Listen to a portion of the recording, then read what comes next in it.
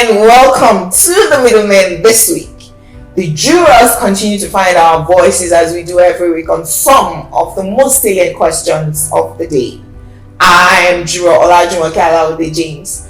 On the show today, the juror from Rabbi Evans Tufeli will be probing the university enrollment age controversy, while juror Cyril Abaku will be announcing to everyone in the highways and byways of the world that a new civilization is by the corner.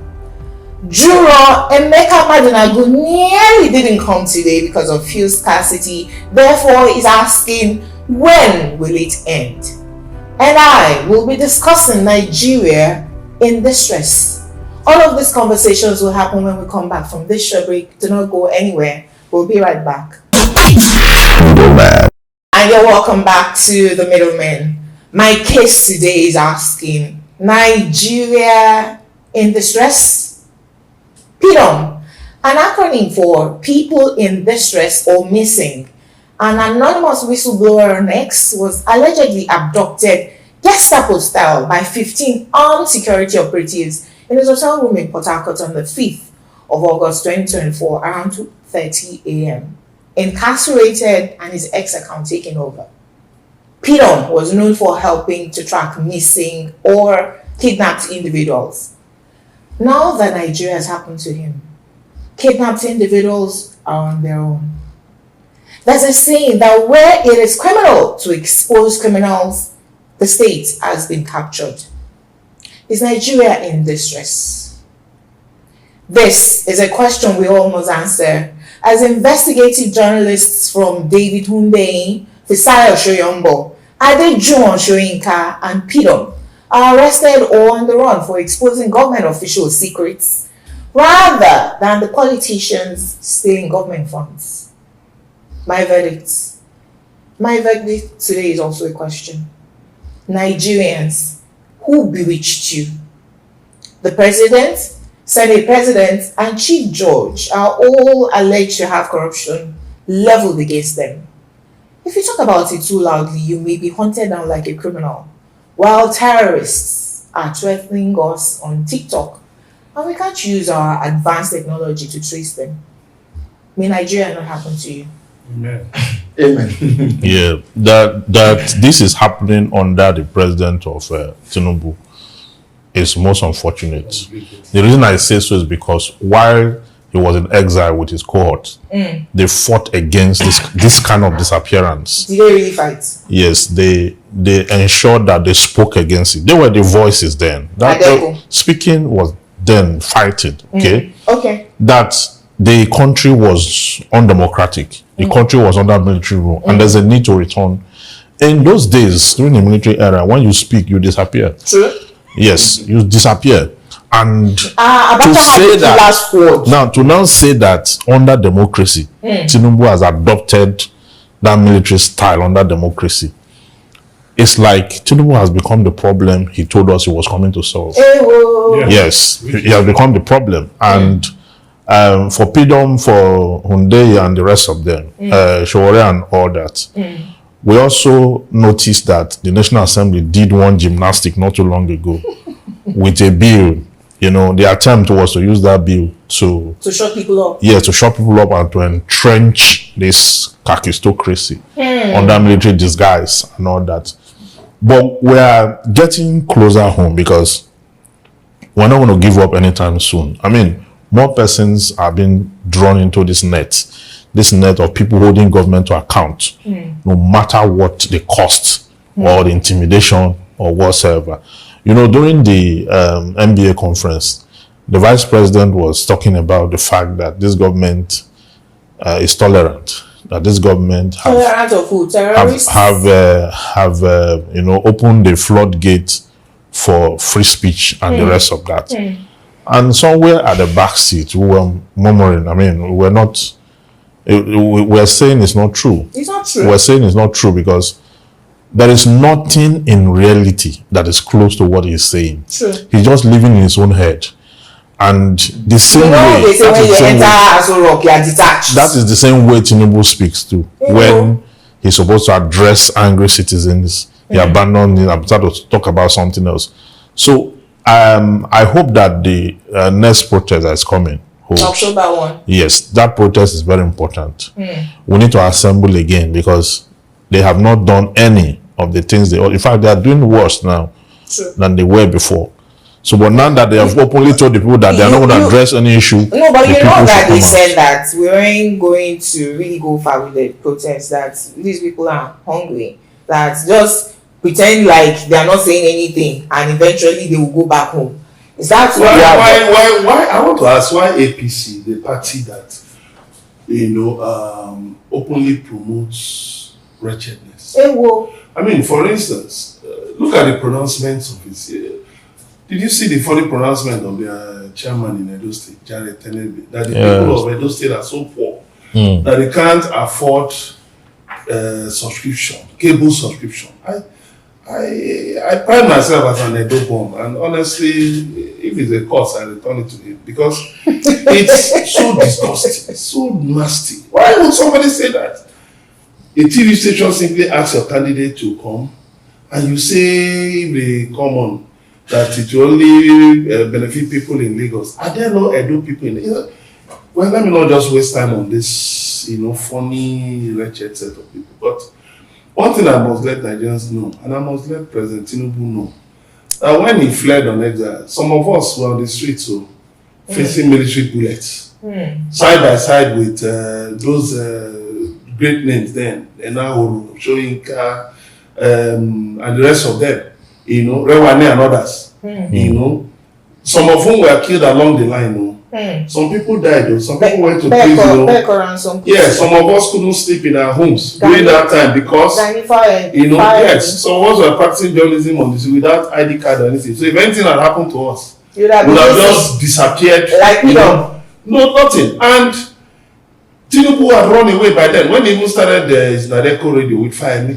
I was in one newspaper then where, I was working on an evening newspaper then, we promoted the, Kudrat radio vigorously. I remember the day some policemen came to our office to pick the editor. But he was so smart, having also been an activist. Immediately he saw them coming in, he knew that these were policemen.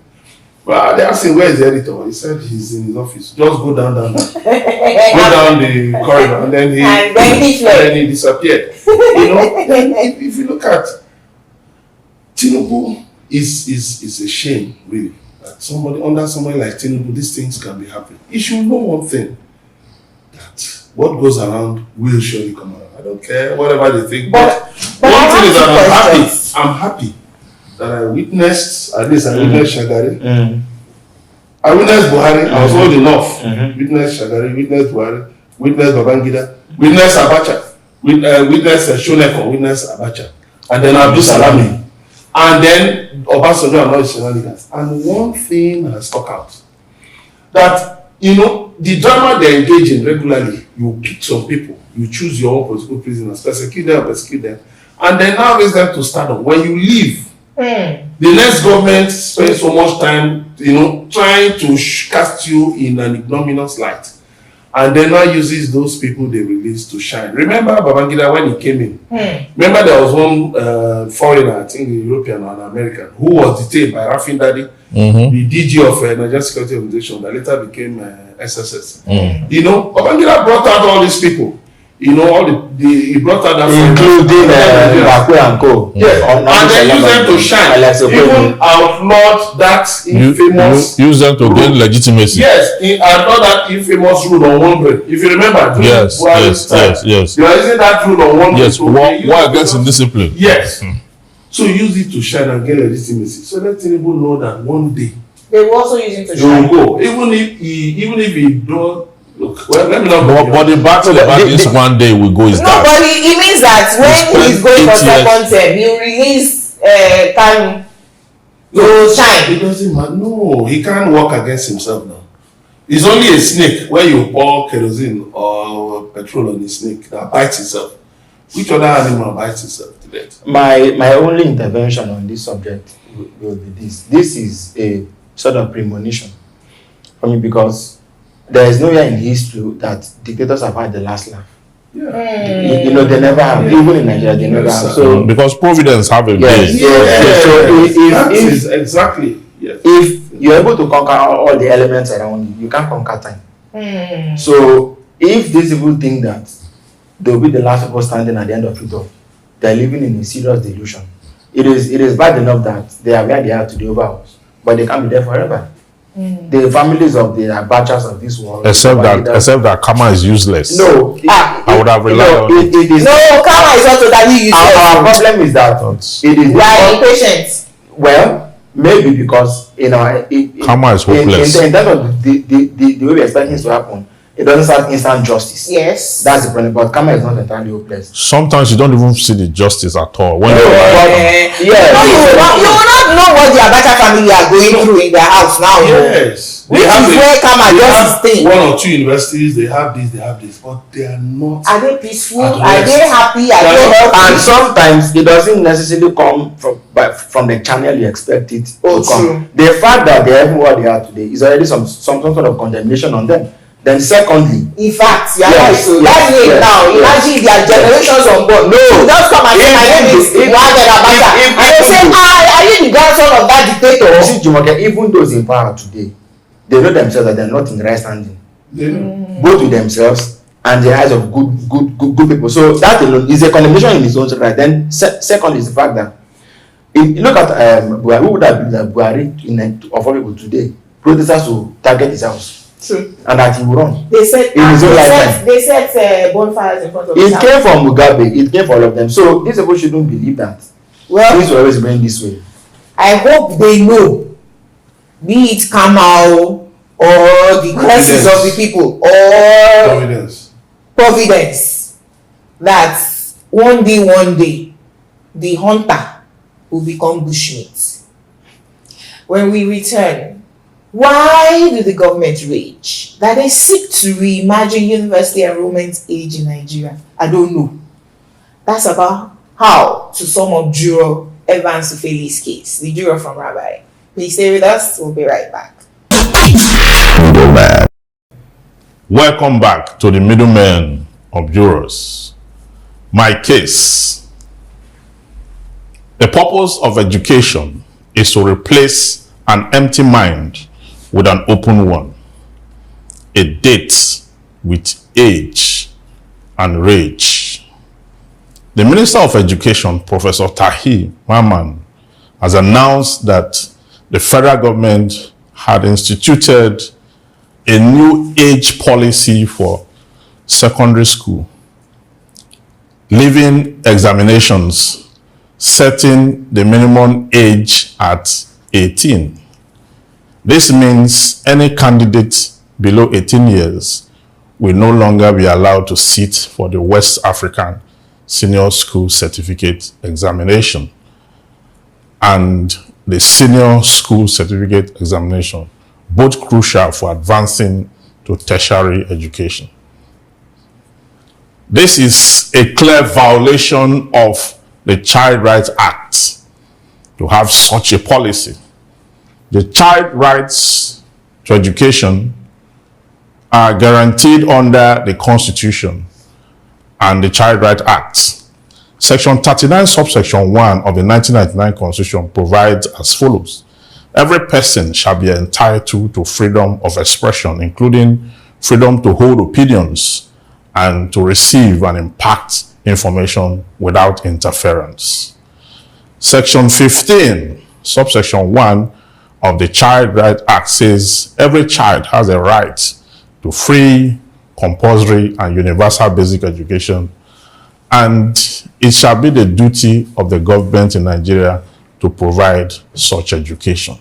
Now, at no point in our laws was it implied, written, or deduced that a child should not be allowed to sit for wax until he is 18 years of age.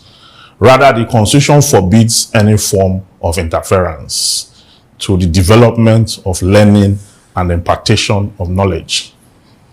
The Child Rights Act re-echoes the child's right to education, and same is paramount in the scheme of things.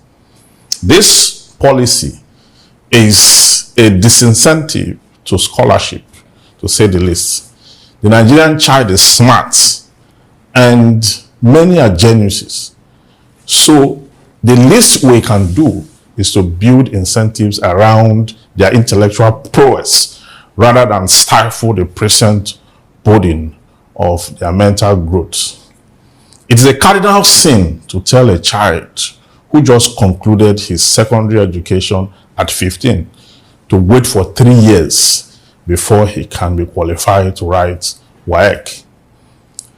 Instead of our leaders to expand our educational system and revive technical education, they are busy concocting a plot to stagnate children with prospects. I must go to court to challenge this. My verdict: this age limit policy cannot be implemented without a law. There must be an act of parliament before this policy can be binding on students in Nigeria. It is wrong to make such a sensitive policy without the people's input. There must be deliberations and consultations before we can come to this. Nigerians are not puppets. Without legislation, there cannot be 18 years limits that a child must attain before he can sit for any examination in the country. This is really unfortunate. And I therefore call on the proponents of this policy to withdraw same with immediate effects. I shall go to Rabbi again. We don't hear you. Very wonderful, wonderful stuff.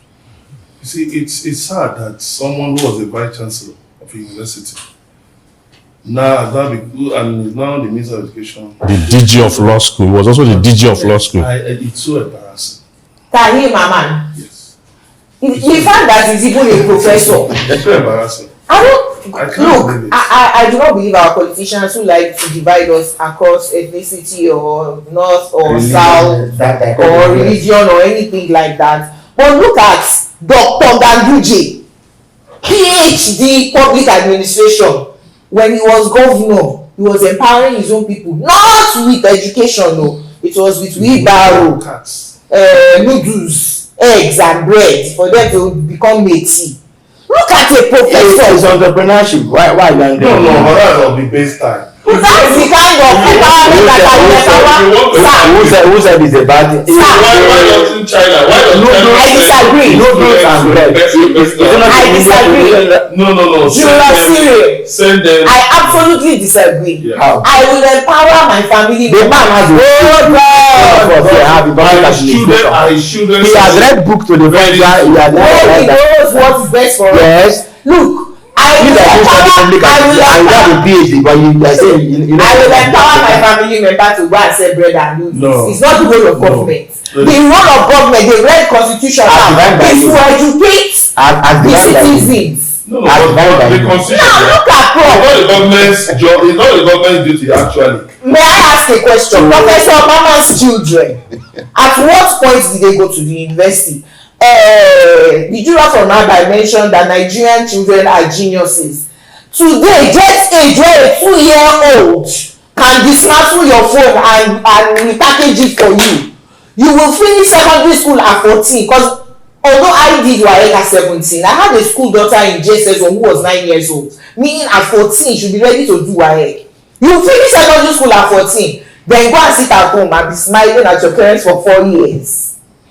And then enter, you cannot do that WASC for another 3 years. Jam will be jamming you. NECO will be jamming you. If you now enter the university at 21, ASU will now jam you again for another 5. If you want to even now do medicine, you'll be 30 in that school. What kind of? You know what the problem is? The problem is in the fact that the president appoints outdated people to manage very sensitive. And they say he knows how to fish. Yes, education is not for the feeble-hearted. Education is the ornament of prosperity and refuge in adversity. What's his discipline? What did he read? He has to be a lawyer. He was former teacher of law school. But you know what is happening to him now has nothing to do with what he read or didn't read. once you are outdated, He's retired. He's obsolete. and once you are outdated, you are outdated. It does not matter. The age of his ideas are outdated. This is the season where we are supposed to build incentive around education. The school feeding program, how far have they gone with that? Didn't work. The incentive and scholarship they are supposed to use to promote technical education, promote education. I mean, I've seen. No, but you know, it works in Osun State, but they just couldn't replicate it across other states. El-Rufai said in Kaduna, they will come and collect back their egg and go back home. No. So you see, on Saturday we had this conversation here on Enterprise weekend. And somebody who had gone to visit schools, who has a hands-on experience with it, was saying that the school feeding program on its own is not enough to draw children to school. Because learning facilities are not available, modern learning infrastructure is not in place, teachers are not being trained and retrained. So even though they are hungry, how can I go and give children food? And then there's no motivation. And then the last feeding stuff you did, you said because there was corruption, you stopped it. Now you're bringing it back. You've not investigated the last one. The most important thing about this policy is how, based on religion, right, from Professor Tahir Maman's region, a girl of 12, 13 years old can be married off. But that same girl, you tell her she's not matured enough to go to university, or even sit, or even just even try the WAEC or NECO until she's a full adult that can drive, that can vote, that can go to prison. You know, you see, this is not just the professor now. You see, they will have a behemoth around this. Okay, this is how they created this educational less developed states. When at that time when we wrote JAM, there were some persons in this country, parts of region of this country, that they couldn't pass JAM. So they now said that the cutoff will not be flat. That from people from educationally disadvantaged states, we need just maybe 130 to study law. While people from educationally high whatever state, like I remember that I got 260, 276 thereabout. But I got admission with people that had 200. You understand? And we were supposed to compete in class. Little wonder they were very bad. Some of them had to drop out. Yeah, drop out they now. Couldn't cope. You understand? So what he's trying to do is looking at a particular region of the country. How these people are too fast? Like, don't they wait for the people at the us back from this side? And that is satanic. Jesus. For you to ask someone that have intellectual prowess to wait for someone that is a dullard. Do you know that they are graduates at 18? Do you know graduates at 18? You don't have to wait for anybody. There are some children, by the time you leave secondary school at 15, if you go to a private university that actually is not striking anywhere, in 4 years you are out. By 18 you are a graduate. In fact, their own children that are going abroad, that their university is only 3 years. By 21, they have PhD. How do you then see that? So, and who are what they call them? National NEC, National Executive Council, that approved. Yeah. No, you see, that Federal Executive Council can be overruled because there's no legislation on ground. Violating the Constitution. Yes, and apart from the fact that violating the Constitution, there's no legislation on ground. They have to come up with a bill in that Federal Executive Council meeting. It's an executive bill and send it to the National Assembly. The National Assembly will now work that through. It will now be maybe Nigerian age, whatever law. So if you don't have a law, you cannot wake up one day use a policy to write a written law. We were told that this policy has been in existence in the 70s, or even was it? It was 16. Yeah, 16. It was 16. I know now. When I entered, that's the University Commission. The University Commission Act. You understand? So now, if you want to do anything, you have to go and amend that law. And it has to go through legislation. That's what I'm saying. You can't use a policy to rewrite a written law. The other thing is that you want people who won't retire. They keep doctoring their ages, right? Yeah, that's what you're going to create. You are not saying judges should retire at 70, even when it's clear that look, they can't contribute. It was even 65 before. They're not in the educational sector. You will put 65. Whereas for me, everybody should just retire at 60, whether you are a judge or teacher, or just retire at 60, so that because of the age of ideas, you mentioned something, the age of ideas keeps changing. I agree. Yes. So I wonder what I'll be doing at 60 when you have Gen Zs who are actually writing rewriting things. Then you have artificial intelligence. That's even machine learning that's aiding, that's aiding educational development. What am I still doing when I went to school in the 70s, 80s, 90s? What will I become? How will I compete with Gen Zs of the 21st century? So the basic thing is this. For me, we have a population of over 200 million people. Nobody is a lone superstar. True. Let's leave this thing at 16. Then let everybody retire at 60. Go and look for other things to do. Then so that people will be interested in career progression. Nigerians can keep to buttress what you said. Me that went to school in the 2000s, my ideas are obsolete. That's why I keep going back. Yeah. Because you see new theories. You be looking at the theories that you learned and the current practice, and you see that they are a disparity. Then you were talking about Federal Executive Council and the laws. When President Tinubu flew into the country to swear in a chief judge that had not been approved by the National Assembly, where is the law gone? The same mistake they made some years ago, if you remember, when Katsina law, of the Court of Appeal. The same mistake. Are we still using this constitution? So when we were to move from one CJN to another, there was going to be a kind of a lacuna. And we keep repeating the same thing. And again, it's also funny. If you are bringing this age, you think Nigerian parents will just sit idly by? All of us will go to Benin and Togo. No, we'll go to. We're even going to Rwanda. Do you know? There was one. I'm telling you, University of Rwanda sent me a press statement now. I'll forward it to you. Nigerian students did that. Rwanda has a good education system. Why you say we're not going? They will go. Nigerians are going to Angola. We'll go to Benin. Nigerians are even going to Sudan. Nigerians are going to Sudan. We are going to Turkey. We are going to Sudan. I know. That Sudan will be long ago. There's a university there. Sanusi. No, we go to Sudan. We go to Turkey. We go to Kazakhstan. Everywhere. There's relocating with my children to another country. So that let them do. I hope they are hearing that. It will just even create another Japa. Sometimes. So we'll not Japa wherever. It doesn't matter any country that. Minister of Education.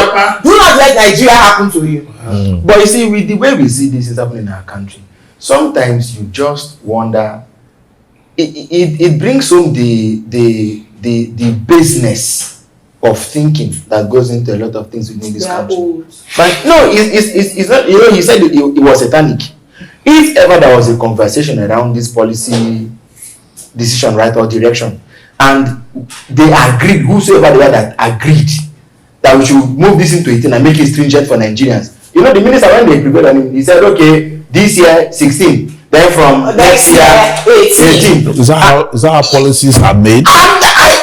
So you start making policies impulsively from your head, like you are. See, this policy cannot stand the test of as long as there's no legislation on ground. But let's even ask. Hold on. When we were to build an atomic bomb in America, right? Oppenheimer and his team at Los Alamos, there was a young man. I think Theodore Hall. He was around 16 or 17. He had got a PhD from Harvard, right, or Oxford, in physics or maths. So he went there to go and he was part of the project. The one was very young, 14 years old, when he got into Harvard. Now the question is this: assuming without conceding that we move the age to 18, what is Nigeria's national policy and program for geniuses? For where? They're done. Then let me tell you what will happen. Do you know what the special school is? As you move into that 18, the child will now start that school. When he concludes the school, he'll be 25.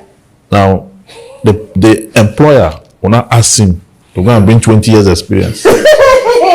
That must have 15 years experience and must be less than 19 and finished at 25. So it's a contradiction. I entered at 18. It's a contradiction. And because of ASU, yes, I finished at over 23. And now you see that ASU thing. You have not even solved that problem. Oh, Which is a stumbling block. Now you don't want the child to Existing stumbling block. Why don't you allow the child to get in early? Because he's going to How is he confront. going to He's still going to confront your shenanigans. They yeah. also want to put the burden on parents, on us parents, so that we keep feeding these children. So, but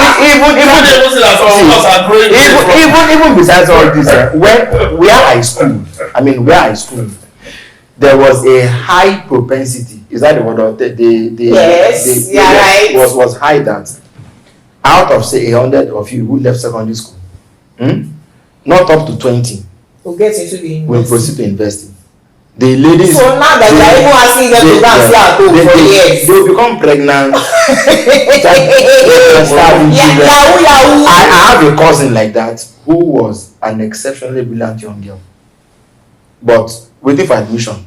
3 years. Because when you finish at 15, you wait for 3 years. You know, Is that man all right? Who is not? So then, back in the day, today I think it's fairly easy for people to pass NECO and WAEC. But before now, it wasn't always that easy. People wrote sometimes WAEC for 4 years, 5 years. And it took the children of. So when you start writing at 18, when will you now finally enter university? You know, I had a friend when we finished secondary school. Why don't we even then talk about the age of enrollment into? You see, this whole discussion should have been around Nigeria's broad education policy. There shouldn't even be an age. There should not be. Do we have a policy? There should never be. You bring employers of labor, you bring government, then you bring people in education. You say, let's have a conversation. You are asking Nigeria's policy on education. Is there any? Because you see, in civilized countries before they make policies like this, they go to see a maester or group of maesters, those who have studied the work of Aristotle and the rest of them. In those days, used to be Aristotle and the rest of them. They go to Greece, they will sit down and they will conjure intellectually. They will give you the best solution to your problem.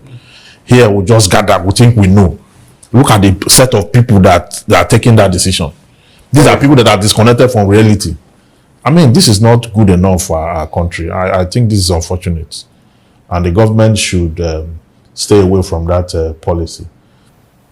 Okay, so when we return, Julius Baku's pathological optimism about Nigerians' greatness has led him to don a prophet's toga with his case titled A New Civilization. Do be here.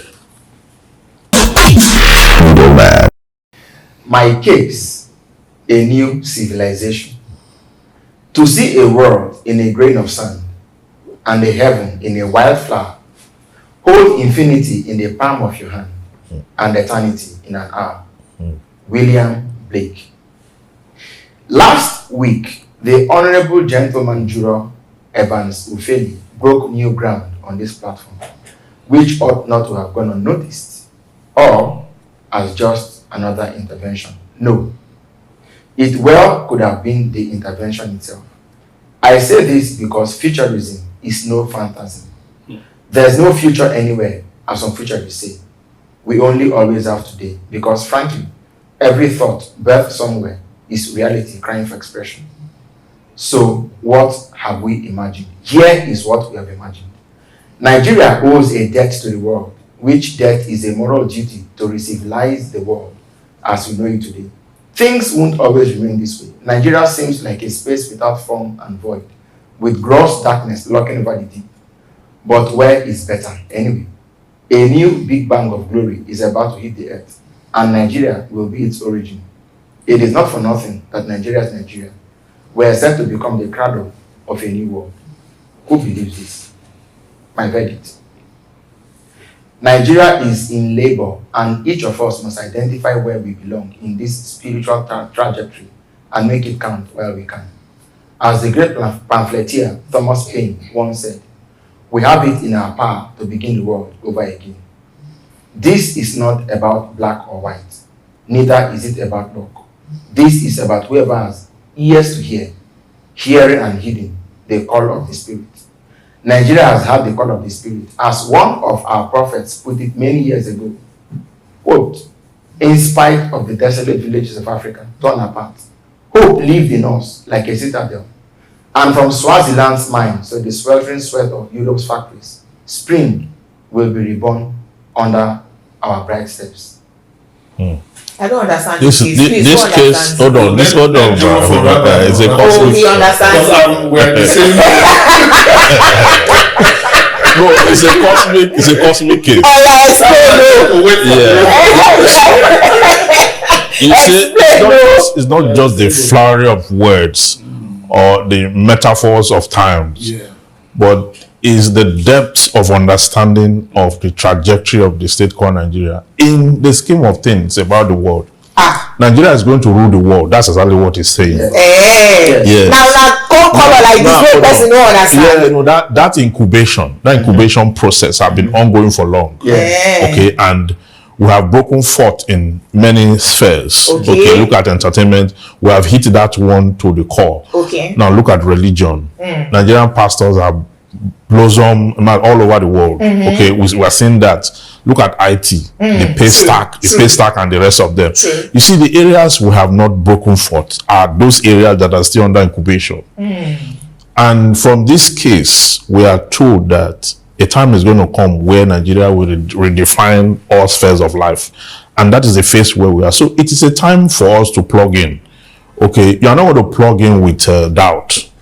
You are expected to plug in by faith. If I have doubts, what will happen to me? Now, if you have doubts, you are left behind. Behind. Yes, because Nigeria, don't leave me behind, though. no, because you see, it is by faith that all things are made. Like the world was created. Yes, it's by faith that all things are made. Okay, and whether you believe it or not, if you travel out of Nigeria, you hear it from strangers. Okay, they're the one telling you who you are. True. We don't really know who we are. We don't know where we stand in the scheme of things. But when we move all over the world, we see how, because people just see it.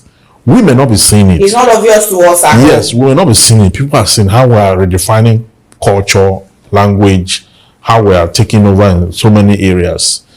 The fullness of time, this country, America will be like a far cry from what will become. Yes, I agree with you, because this morning I watched one reel on Facebook and I was amazed. There's a Nigerian, he has this branding business, with cars, sells cars. So now he built a house somewhere away from Owerri, and he has an American wife. The house is what? I think conservatively around $10 million. In Owerri. I'm telling you, go online. I was shocked, because if he was the one saying it, I wouldn't. But the wife, because his wife said, they asked the wife if it was somewhere in America, what would this house be worth? She said $20 million conservatively. An American saying that 10 rooms, 13 bathrooms. Oh man, the places. I couldn't believe this was in Nigeria. Now the question I'm asking myself is this: how come Nigerians in the diaspora are coming investing so much money? They can see. Then the US, what came to my mind was, the US is building the biggest consulate in the world. In Nigeria? In Nigeria, Atlantic. So why are they building there? Why? What are these people seeing that the rest of us are not seeing? Sometimes I just shake my head and I wonder, what is it that these people are saying? That how can I just see into this future that has been projected? Because if you look at it, if I get that way, I will find it surprising. If it was Nigerians, I would say, we're just exaggerating. But in Nigerian, and look at the things in the house, you can't believe it. So you just wonder, what is going on? We have Nigerian quiet billionaires. The real billionaires don't really shout like that, right? And they have money. So I can agree with what you're saying. And even though I did not understand the case, right, I can chip in an example of Chidinma, our own Chidinma Adesina, yes. in South Africa. After they discriminated against her and said, no, you are a Nigerian, go back home, this, that. Nigerians were offended. Silverbird invited her to come and join the Miss Universe contest in Nigeria, which she gracefully accepted. But there was now a quiet, or should I say online war between Nigerians and South Africans, where Nigerians we were accusing them of xenophobia, right? And they now started abusing us back, saying, we're not xenophobic, this isn't about race, she doesn't represent us. We now went back and said, oh, is it your Miss South Africa that is white that does not even understand any word of English that represents you? So that banter back and forth now led to them booking They were booking Uber. Bolt and Uber rides in Nigeria because it's an online. You see where they were stupid is that in South Africa to cancel a boat ride you will pay. You pay penalty. In Nigeria to cancel is free. Nigeria has now said wait now. It will drop your. Wait now. You know what we suffered when we now retaliated was that boat will now cancel. Will now suspend you and say you have cancelled too many rides. Too many rides, yeah. Well, we now retaliated as one. They were paying. We said, hold on, horses. You think you can fight like that? Look, we can fight ourselves, so we go against Yoruba and think. But when it comes to outsiders, we are one. We are united in that regard. Everybody's united. We now started ordering boats. It is free here to cancel. All their boat rides, they were on the streets. They were paying. They had spikes where the people who really needed the ride could not even afford the rides anymore because Nigerians had booked it from Nigeria. When we now finished, they have delivery at home. So we now started ordering TV, fridge, to funny addresses in South Africa. And become payment. No, when you did it, ask for your money. So when South Africa now mailed and say, look, how to get out food outside my house? I'm not made any order. We are paying you Nigerians. We did not know. And you know what? That was a war.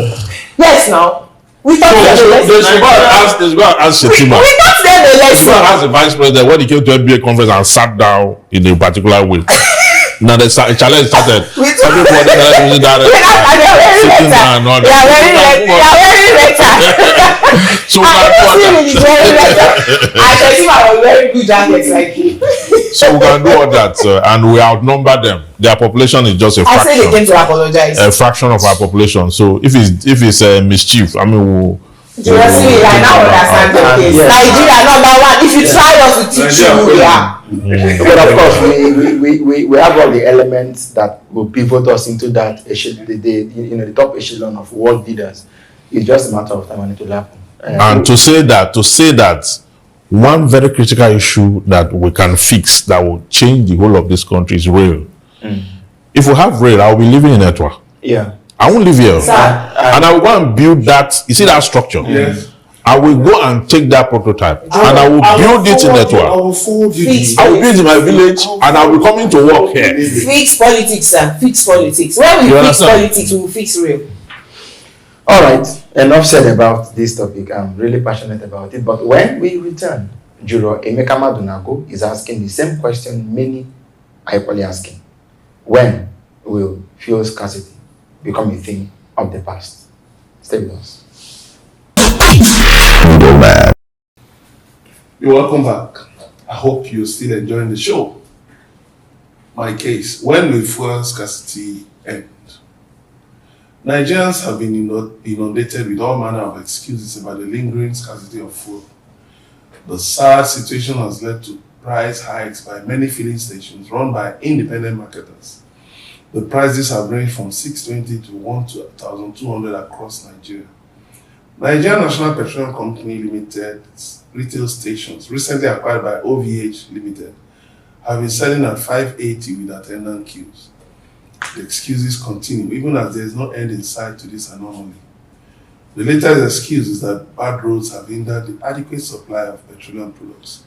Yet, even Lagos, from where these products are trucked to other parts of Nigeria, is not spared of scarcity. So when will all this end? My verdict. President Bola Tinubu, who also doubles as the Minister of Petroleum Resources, hasn't impressed Nigerians with his lackadaisical disposition to the avoidable scarcity.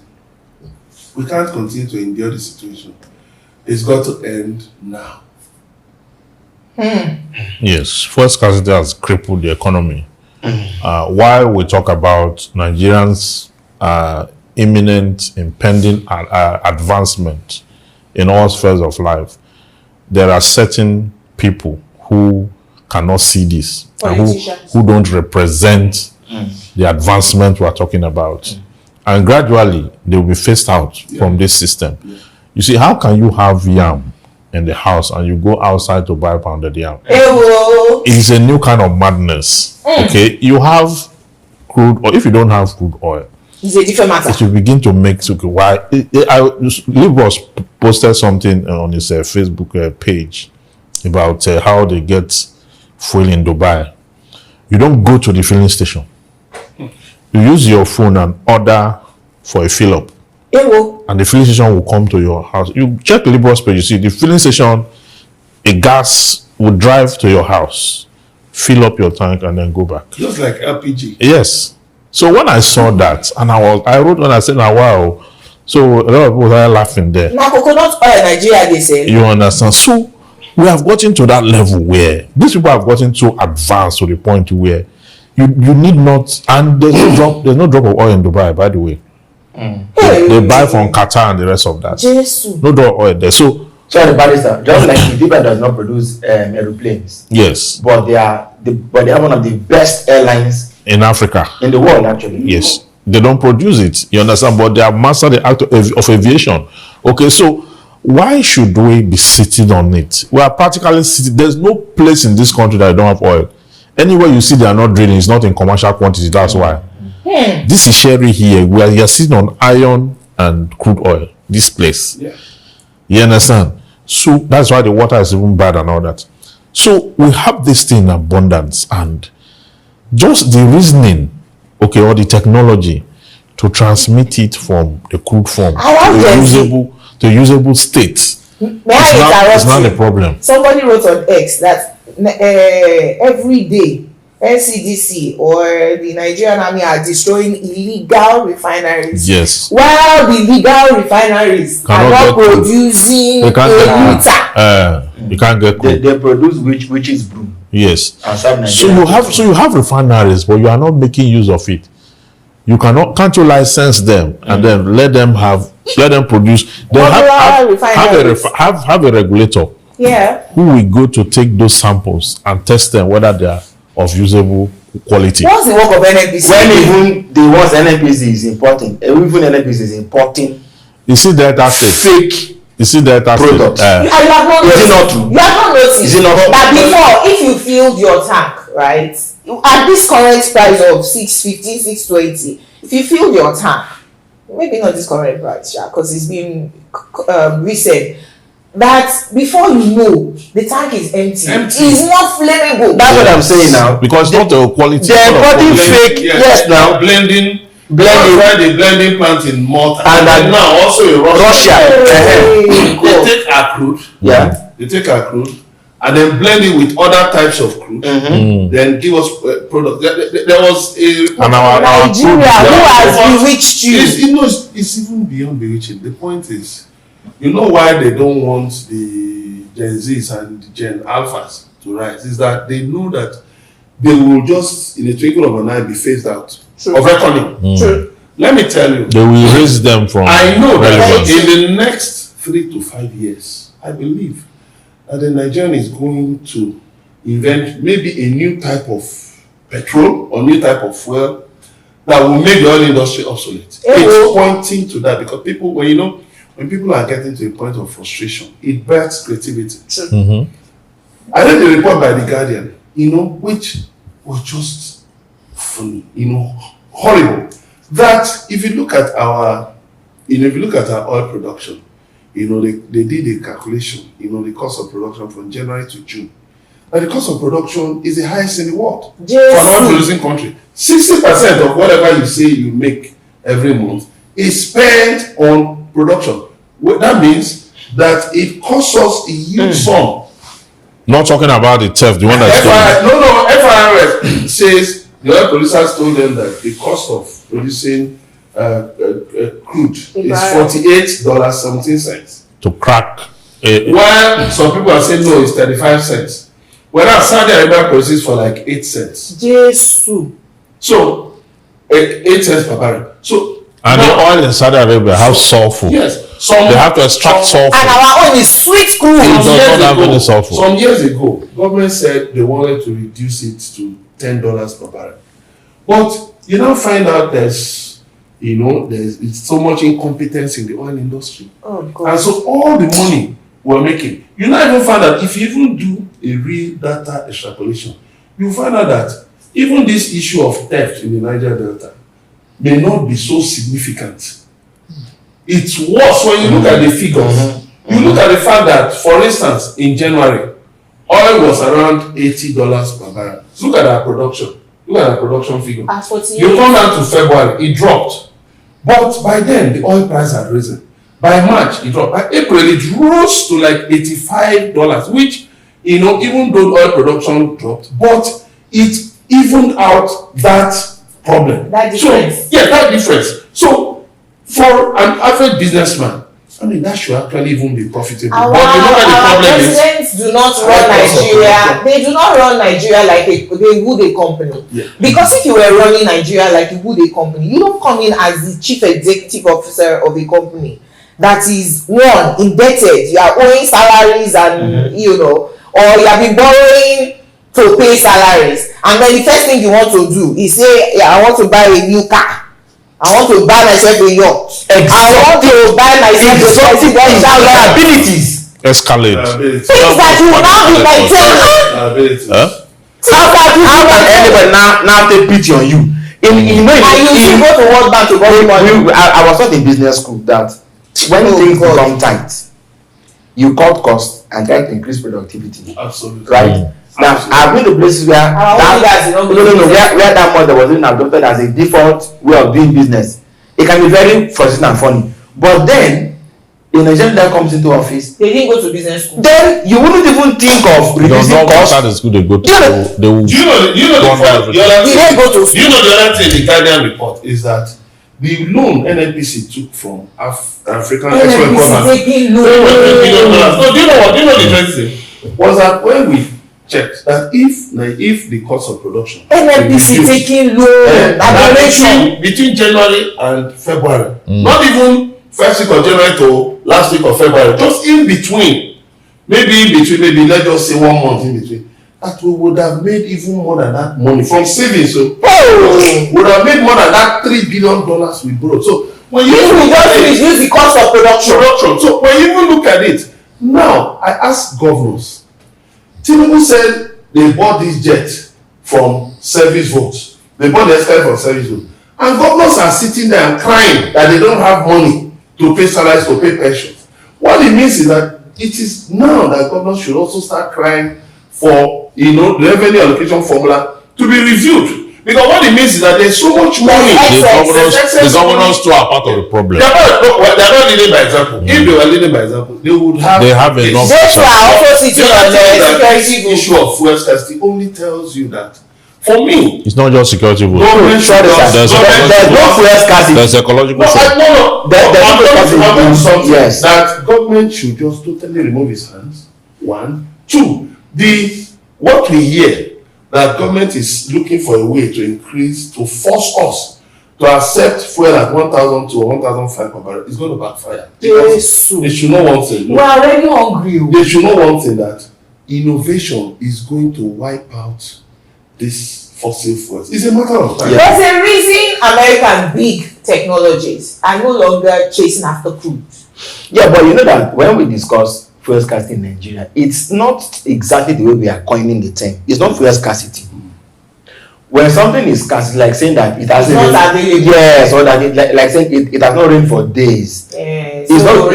Yes, but our own is like saying some other forced disappearance. So this I don't know if fuel hoarding or fuel disappearance because it's not diversion. Yes, it's not organic.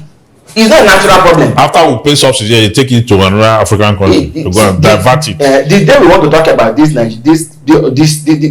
whole discussion, it will be a different argument. I hope that the day that big bank of Glory I talked about in my case will happen, people won't be picking bodies off the streets. No, that is what is because for Israel to leave Egypt, you know what happened? The whole of Egypt and their armies had to perish in the Red Sea. Yes. These people won't leave this their source of joy. So he so deployed the soldiers that what was left was the king's guards. Yes. Except by very mighty workforce. Unless by very mighty hand they are uprooted. And I say that happened in Nigeria. Yeah. Thank you. I know that you will not walk home today. There is no petrol in the car. No, well, we'll get there because Sirius says the fuel scarcity is not organic. So we have to get back to the roads to find out So there's hope. whether there's hope. Even if it's hope against hope. Oh. But not renewed hope anyway. That will be all of the middlemen today. It's been a joy sharing the ride with you. Until we come your way again, you may wish to subscribe to our pages on YouTube and across social media at Enterprise TV 7. Do have a blessed day. Bye-bye. Yeah. Middleman.